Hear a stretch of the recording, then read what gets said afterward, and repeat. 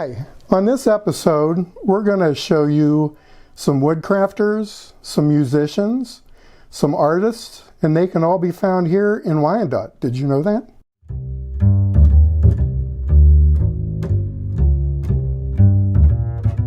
Today we're going to have you meet Avita. If you haven't met her in person, you should. She's a very sweet person. She's a painter, immaculate painter. In oils, pastels, she does all kinds of different mediums. So here's Avita.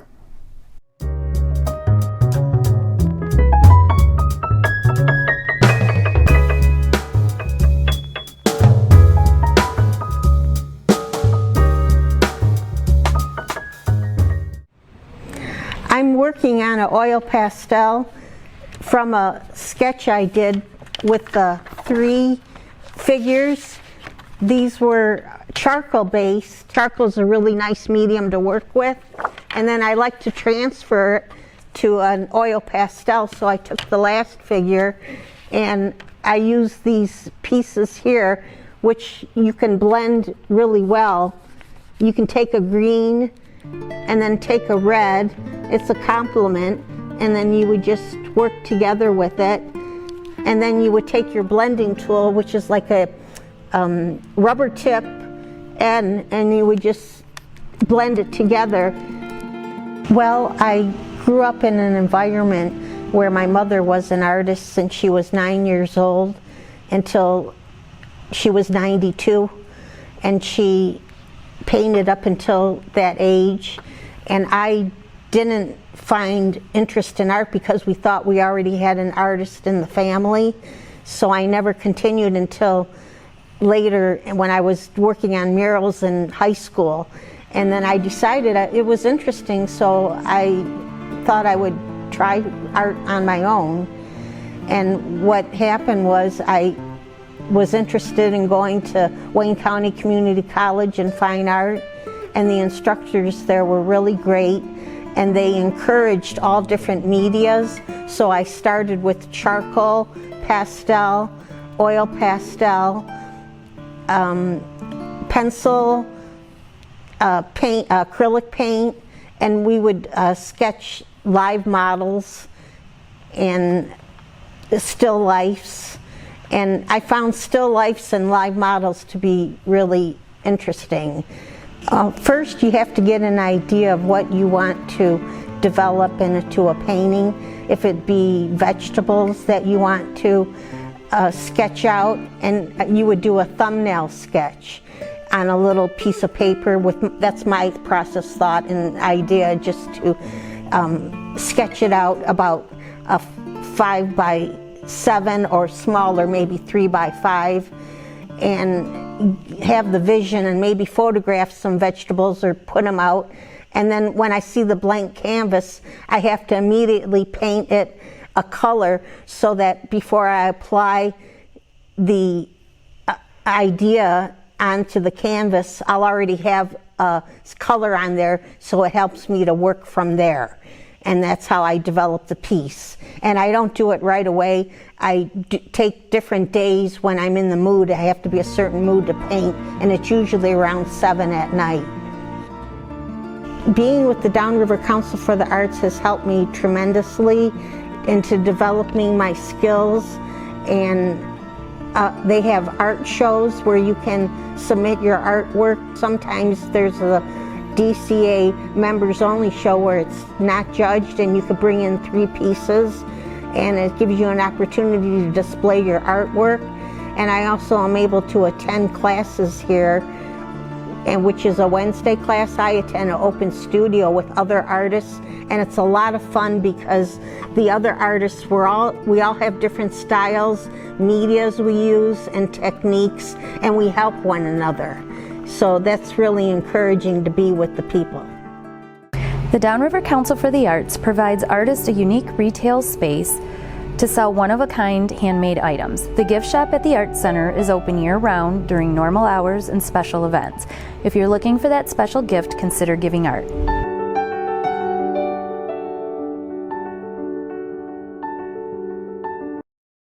I just recently had the privilege of meeting Noah. He's a young artist going to school for art, is very dedicated.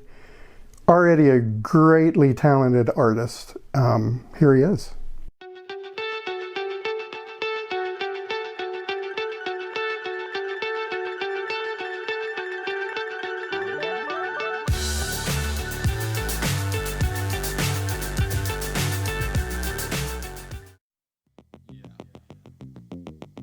So I've always enjoyed art very much since I was young. It's just always been really fun to me, and so I figure if I could try to make any kind of money with it, I would rather go full force into that opposed to trying to just get some other kind of entry-level job, because it's just so fun for me and I enjoy it so much. I feel like the best thing I could explain it as, my soul needs it and craves it.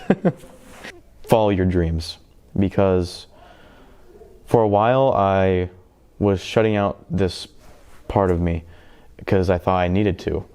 I thought that it was a requirement and a good thing to try and go get more money, you know, make sure I had a car, and of course I do to an extent, but I thought, you know, I needed to go have a stable job. I need to really focus and make myself better in all these ways for other people.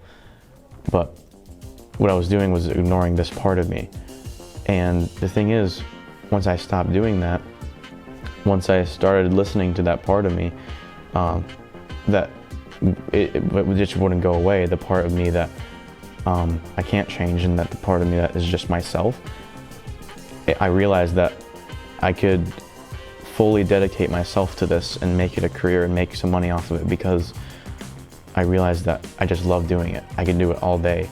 And the thing is, if you can do what you love, even if it's not as much money, you're gonna be happy your entire life. Because of the fact that we have language, and that's always floating around in our brain, we're always thinking and coming up with new ideas. And to me, that's just art. And so we're always coming up with new ideas, new perspectives. Everyone has different opinions. If we didn't have art in order to express these things, then we wouldn't understand each other, because for my idea to get to your head, or an emotion, like how I explained with all my art starts with some kind of emotion or theme. For that to get to your head, we need something like an art, or I think language is also an art. We need a sentence, we need a story, we need something to get those ideas between each other. And art, I think it does it not only in a very effective way, but a beautiful way, a way that anyone can enjoy and can make an amazing career and a fun life. And I think that's just what life should be about, trying to connect each other and just have fun. We're going to meet Jean, who's she's a all-around artist. She paints, she does fiber arts, does a lot of different things. And she's on the gallery committee at the DCA, and she is one of the people who help us have shows at the DCA. So she's multi-talented. Here's Jean.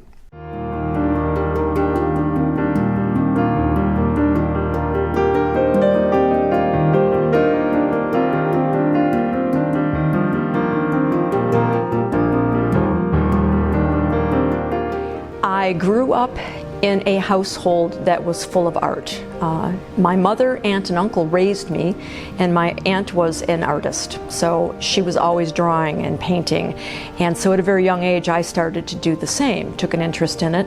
I had her guidance and her example, so that's where I always took an interest.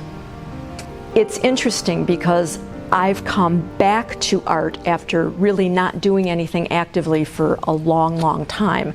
The pandemic made a lot of us do things that we've never done in a long, long time. So I returned to art to have something to do. And where I came from, my roots were basic pastel and watercolor and some oil and charcoal. When I re-entered the world of art, there were so many different mediums and possibilities. So it was no longer a matter of sitting down and looking at a still life and doing something. The creative process has taken a whole different turn. I find that I'm getting inspiration from a trip or something I saw on the internet or another artist So the journey has taken me in some really strange directions. I never know quite how a piece is going to develop. Each one of them takes a different path. Again, coming out of the pandemic and having returned to the world of art, I felt like I should make myself accountable. And I heard about a show that was going on here. It was called Pocket-Sized Art. And I had some small pieces that I thought, well, you know, maybe I should put myself out there. And I came down and I immediately felt very comfortable. I think anybody that is a novice artist or an untrained artist, if you will, is a little intimidated by walking into a place that has a lot of artists in it. You never know what to expect. Everyone at the DCA has been so welcoming, so supportive, and I've learned as an artist, I've learned a lot from other people because they're always willing to share their knowledge. I do believe that everybody has some artist in them. Art is a very objective and subjective thing. Everybody has a talent. It might be drawing, it might be painting, it might be crafting, it might be... Everybody has a creative gene in them, and you just have to find how to use it. In returning to art, I wanted to get out of my comfort zone of pastel and watercolor, and so every piece that I've done in all the exhibits here at the DCA, I have tried to learn something new, a new process, a new technique, something I've never done before. So I've experimented with a lot of different mediums, multimedia, and just to keep myself learning. I think it's an important thing for me to keep learning about the artistic process. That's what makes it fun. Today we have Dave, who is a wood carver. Wood carving is very popular in Wyandotte, and Dave is a fantastic wood carver. He uses cottonwood as his material, and he makes little houses. And here's Dave.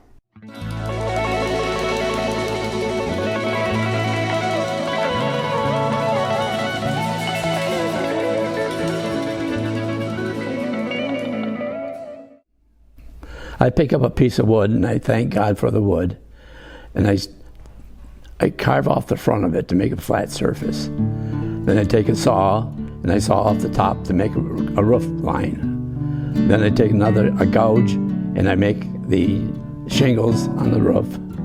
Then I take a small half-round gouge and I drill holes for the windows, and for the doors I gouge out the area.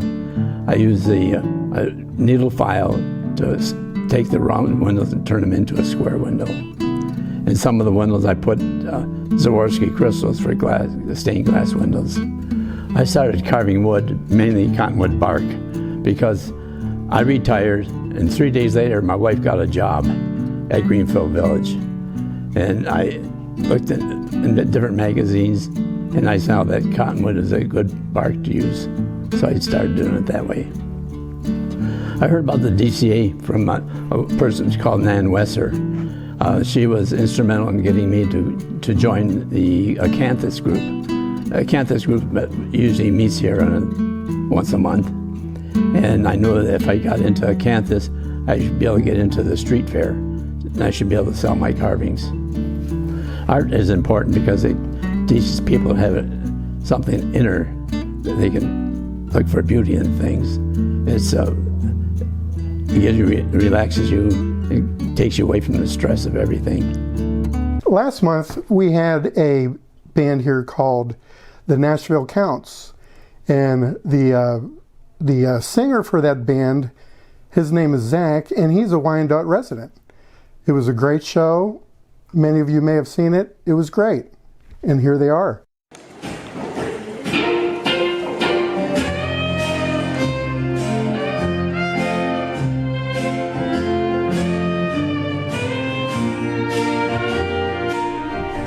Hey hometown Wyandotte. It's Zachariah Malachi, native to town here, and I'm here tonight to play at the Downriver Council of the Arts. Very excited to do so. I spend each night at Jerry Diamond's Tavern, trying to find the love that's easy to collect.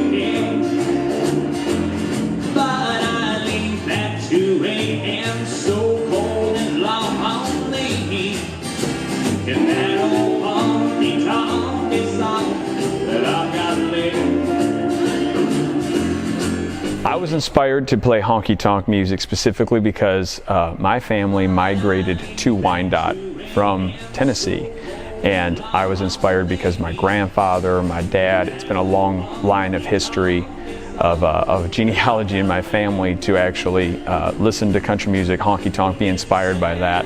And I think my raising and my upbringing actually just kind of made it all come full circle for me. I got to record some songs in a little studio in New York City called Electric Lady, owned by Jimi Hendrix. He owned the studio. And this next song was inspired by a buddy of mine named Gabe Pilon. Y'all, I'm looking at you. We were sitting one night talking, and he said, has anyone ever actually wrote a sexy country song before? And I went home and wrote this next song and actually got to record this song in the same room that David Bowie and I think it was John Lennon got to record David Bowie's Fame. Got to do this song and sing with him. And I'm going to sing it for you now if it's all right.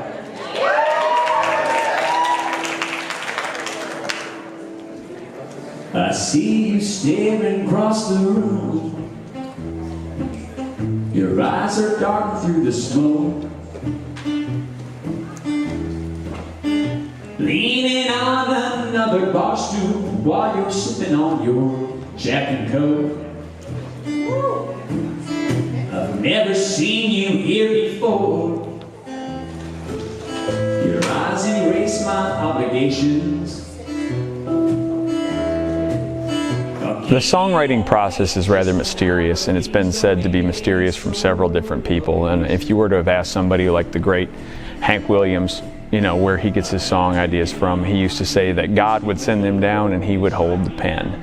And I would like to say it's probably something very similar to that. I can't really tell where songs come from, but I can only say that when the inspiration hits, it's good to catch it, it's good to write it, it's good to record it, it's good to get it down as fast as you can. And I guess that's an answer that any artist would probably say something similar as.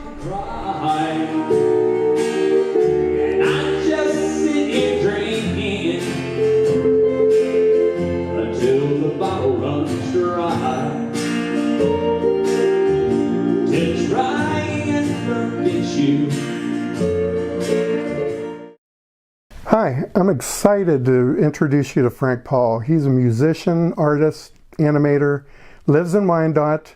I believe he has won the Kresge Award. He's a very, very inspiring and achieved artist. Here's Frank.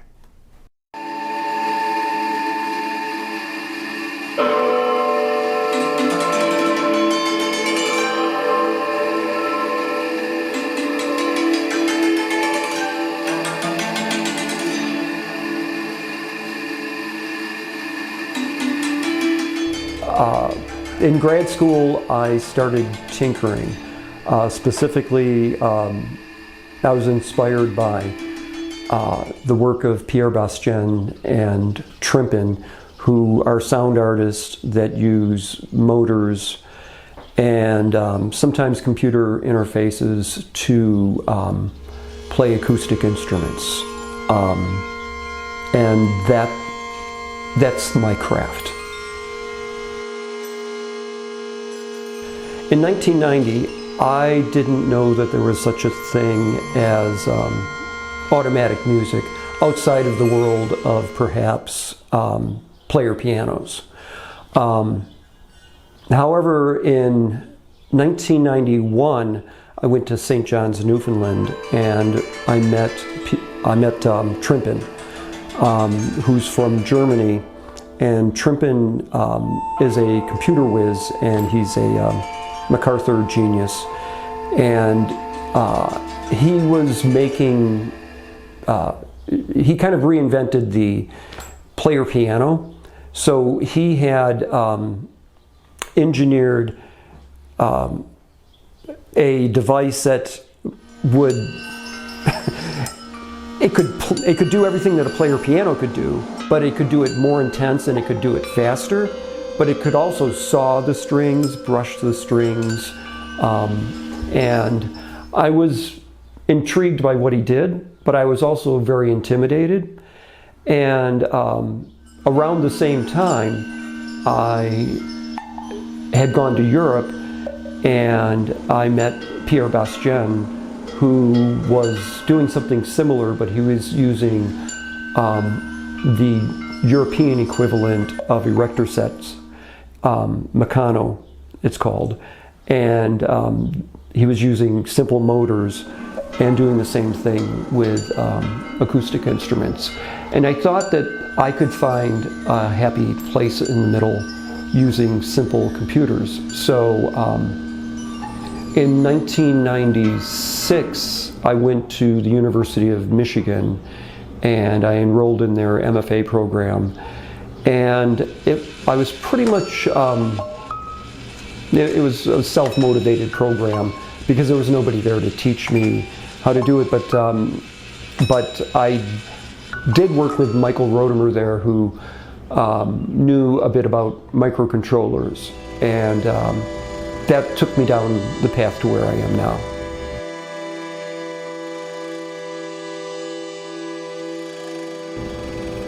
I spend a lot of time at yard sales and flea markets, and enough so that people who know me bring me, instead of bringing me pies and cakes, they bring me small motors, preferably quiet motors.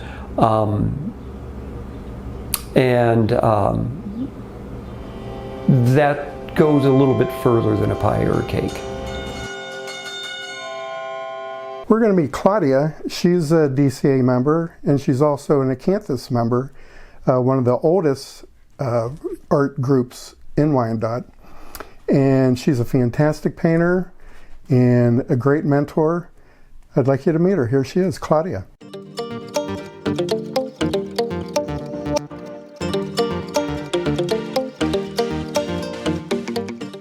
Having a creative process for me can mean a lot of different things, just because I tend to be a little on the obsessive side.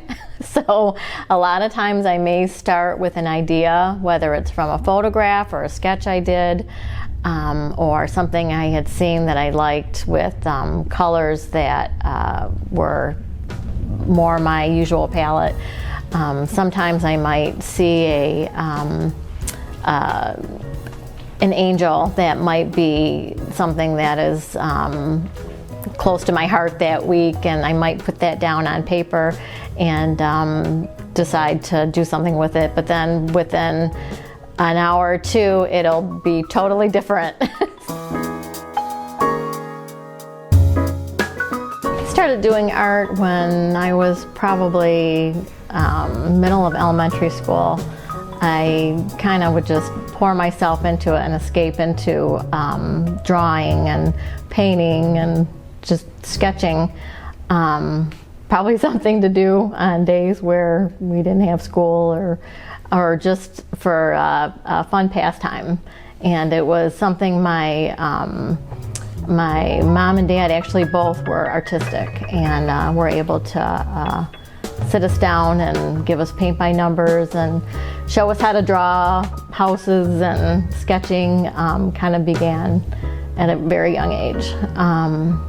As I got older, I discovered that was my passion. I discovered the DCA, the Downriver Council of the Arts, several years ago, wanting to be more involved with displaying my art, and kind of touching base with other people that are involved in doing artwork or exhibiting. So I came across some members at a tent that was